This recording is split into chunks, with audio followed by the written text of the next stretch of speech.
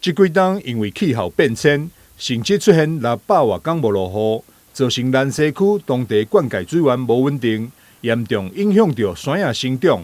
为协助农民，立委郭国文也积极来争取，针对台南山区灌溉系统进行整体规划。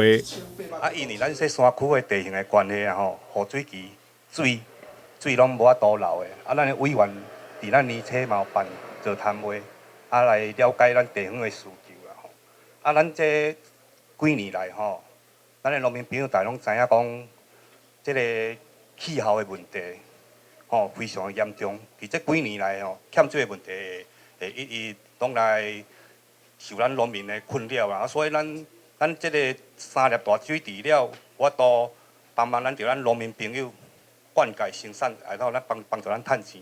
开工平安，挡土顺利。因为肇兴这边的坡度比较没有那么明显，也不是非常适合来进行龙塘龙皮的开挖。每一个地方的地理位置跟条件不同，所以说呢，我们认为这边比较适合做一个灌溉系统。水塔的这种示范区，所以选择到肇兴这边那后续如果其他的地区有适合作为这个灌溉示范区的话，我们会持续推动。那最主要是符合整个农业部现在在推动的扩大灌区的一个政策。那山区这边真的非常的需要，所以说我们是多管齐下。除了今天的一个示范区之外，还有包括龙塘龙坯的开挖，还有包括水塔以及呢智慧灌溉那个水管的一个推动。这次灌溉系统示范区就选伫咧南西区的石兴里，建置了3个蓄水池加3个储水点。如果伫咧完工了后，就算讲山区无咧落雨，嘛当有稳定的灌溉水源。农水署成立以后，大概有经过我们郭委员这一些地方上的这个市府也有反映。就是说，这个预算应该要多一点，灌区外的这个也是我们的农民应该是要去把它照顾得很好。所以我们在去年跟今年的这个预算，今年的预算有130几亿，能够去做灌区外，这个我们有一个目标要去逐渐去实践。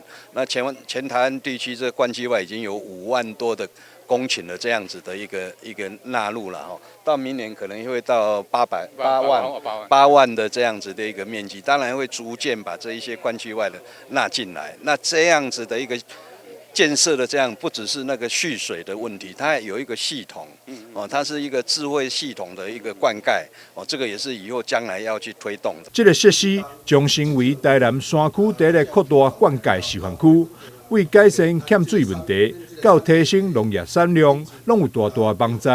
农业部未来也会持续建置蓄水池甲管路，提供农民朋友一个友善的农业环境。